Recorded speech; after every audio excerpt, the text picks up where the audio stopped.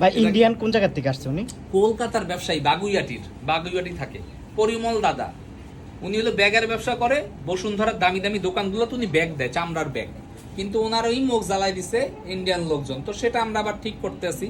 এখন আমি ইন্ডিয়ার সাথে চ্যালেঞ্জ করলাম না, আমি একটা গল্প বললাম যে ভাই হ্যাঁ তো রাশি শুট করে নাই, কিন্তু হয়তো অন্য লোকের রাশি শুট করছে, আমার লগে তার রাশি মিলছে। আচ্ছা ছোট্ট বন্ধু, তোমার কি মুখটা জ্বলতে আছে? সত্যি করে বলবা। না শো, তোমার কি মুখ জ্বলে? না, একটুও না। জ্বলে না? না টিস্যু কই? টিস্যু নিয়ে আসো।